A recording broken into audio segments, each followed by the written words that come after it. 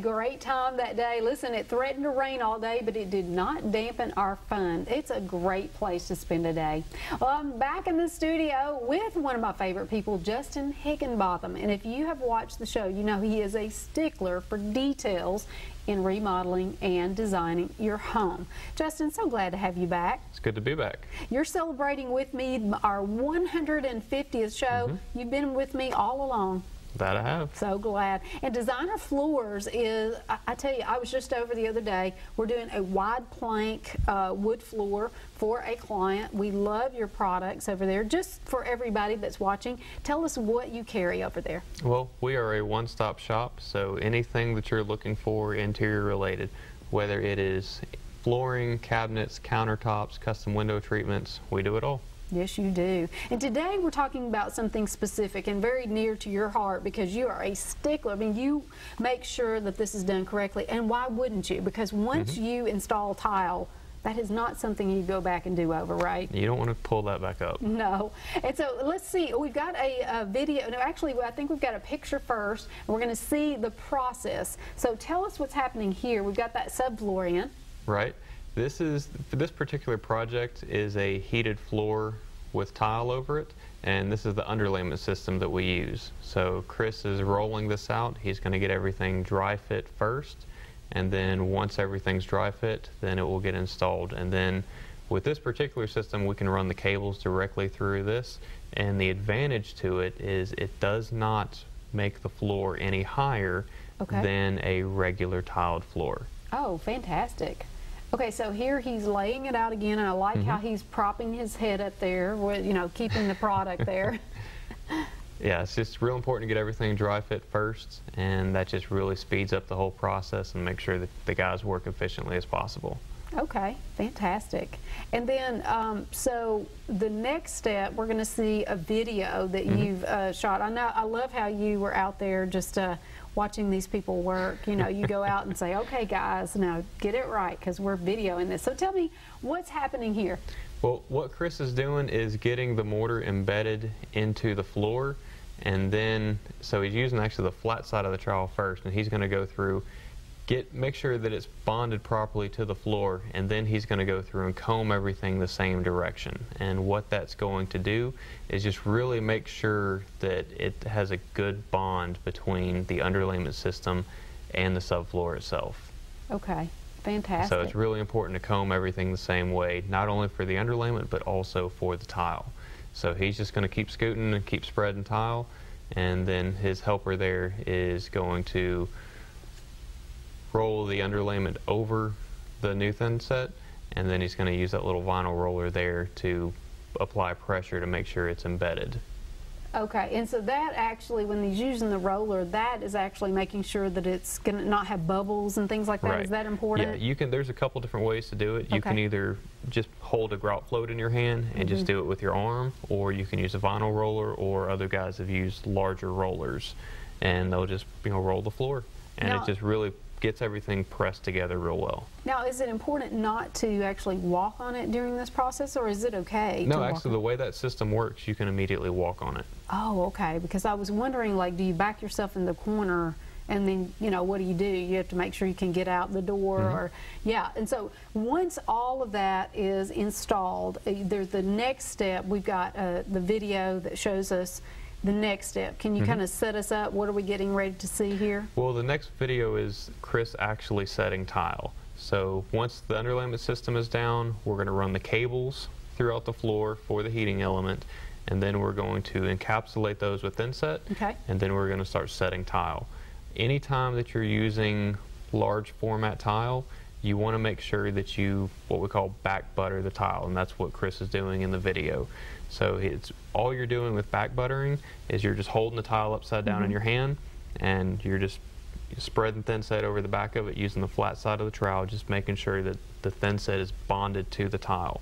Once you do that, you'll use the trowel again to spread thinset on the floor, make sure everything's combed the right direction, and then you're going to flip that tile over and embed it and bond it to the floor itself. Okay, now here is the second part of that first part that you were going to show, because we had seen him earlier now he's coming back and he's actually using the other side of the trowel. Right, at this part here, he's combing everything, so it's just making sure that it's, you have enough thin set there to get a good bond in the floor, and make sure that there's adequate thin set underneath.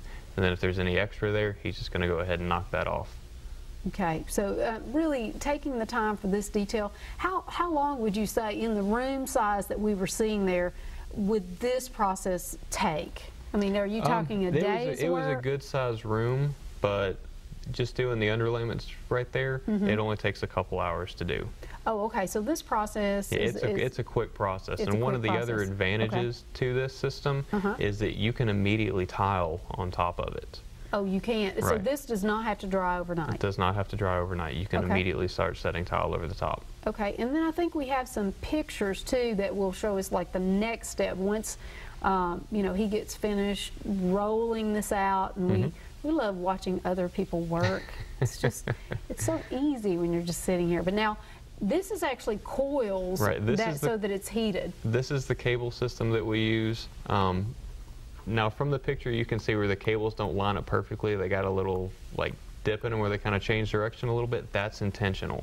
Oh, okay. Anytime, depending on how large the room is, you don't want the cable just to run in a straight line for too long. You want to give it a little bit of a kink every once in a while. And also for this size of the room that we did here, we also had to plan out the coils to see how we were going to lay it out, because we also had this floor separated into zones. The room was large enough that we were heating that we actually had to have two separate thermostats controlling everything, and you can't have the wires overlap each other. Okay. So we really had to put in some extra thought into it just to make sure that everything was going to be planned out to where we could run the cables once and not have to run it halfway, realize we made a mistake, pull it all back up and start it over again. And I understand that you need to test these electrical parts as you go. Right, so I've got several different electrical testers, and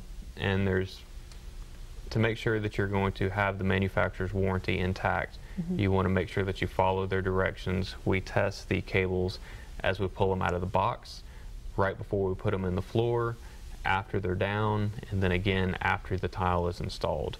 And we just do all these different tests, make sure we're getting the same readings, make sure they're within a certain range, within the original manufacturer's testing that they did on the product prior to shipping it out. Just checking all those different things, just make sure that you're not going to have any issues once the floor is completed and you go to turn the system on. That would be the worst time to find out, like, oh, I'm going to have my heated floor, and then you turn the switch and it doesn't work. What happened? Okay, so we've got another picture. We're keep doing the process. Now we're getting ready to install. We're installing. Right, so we're installing the tile here. One of the other things for this particular floor, we did a pattern to it, so it's not just a standard 12 by 12 straight lay tile. This particular design actually has 4 different sizes of tile incorporated in it. So Chris started at the corner, he started working his way out with the pattern. You can see where he was spreading the thin set out in front of him. First he's going with the flat side of the trowel, making sure that the wires are encompassed or encapsulated, and then once he does that, then he's going back, combing it and setting the tile. Now how is he starting on this end? Oh, those tiles are just extra.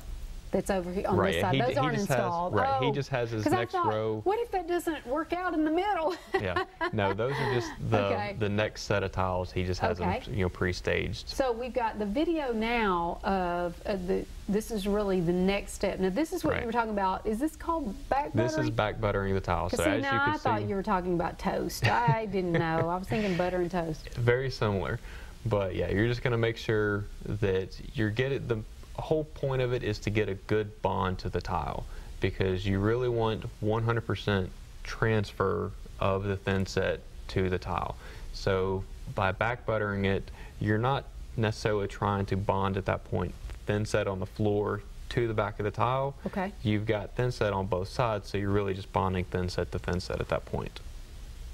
And so it's important not only that you have it troweled onto the floor, but also that you're putting it on your product, so your tile as well. Right. Just so that you don't end up with like air pockets, or it just helps Yeah, it if adhere? any air pockets that you have under there Okay. are going to allow for the possibility for the tile to crack or come loose down the road. Oh, yeah. And is this it's not a shower. Is this like a heated, it's just a closet? Yeah, this Oh, okay. is what's going to end up being the pantry for this, addition onto a house. So one of the other things that he's doing here, since there are multiple sizes, he's putting additional thin set on the back of the smaller piece to build it up, because since the largest tile in this pattern is an 18 by 18, large tiles are going to have a little bit of a bow to them. They're going to require more thin set underneath it. Okay. So all of your tiles have to be at the same height as your largest one. So that's where you're just really going to have a lot of buildup underneath the smaller tiles to match the rest of the floor. Okay, and that way it's all even, and you're not Right. going to worry about later when you step on a tile that's going to crack. And that's usually what happens, isn't it? That's probably why Yeah. you see sometimes, everything looks installed perfectly, but then there's one that just has a crack. Yeah, there's a lot of different possibilities to cause cracking, but definitely improper installation is usually it. Yeah. Well, now, one of the things you talk about is you said use a field expansion joints. What does that mean? All your floors are going to expand and contract. So whether it's wood floors, tile floors, those are the main ones that we have to be concerned with. Okay. So even though it's tile, it's Right. still going to breathe just like a wood floor. Right. It's going to, well, it's bonded to a plywood or OSB It's base. to So a that's wood going to base. expand I and got you. contract. Okay. And depending on the size of the room, and also depending on how much light that room gets, you always need to allow for room for expansion and contraction. So we're going to have a perimeter joint running around, so you don't want your tiles butted up right there against the wall. You need to leave some room over there. But also for that particular room, that room was like 15 by 20. So we needed to allow for the floor to expand also in the middle of it as well. So what we did there is we just ran a bead of caulk that matches the grouts, and we ran that down the middle of the room. Okay, so that gave you that expansion that Right. you needed. Now we got the finished product. That's always the happy dance. Look how fantastic that looks. It's so clean. That it is. Yeah, we were very pleased with the way this room turned out. I like the pattern too. You can see it's nice that you didn't just do the 12 by 12. It's a nice patterned room, and I tell you, it almost looks like a lake house. It's a farm that this customer has, and it is a gorgeous piece of property. Well, I bet they are so excited, and the fact that in the wintertime, when they walk in from outside, their feet... Floors are going to be warm. Yeah, because that's one of the I tell you. biggest complaints with tile is that it's cold. Well, this completely solves that problem. That's fantastic. Now, your guys, you've got crews, so you can definitely help anybody that's saying, look, we really need to, look at tile, we need to install, so you can help them do that. And you'll come out and watch the other guys work, or you do some work too, don't you? Depending on the project, sometimes I take tools out there with me. Yeah.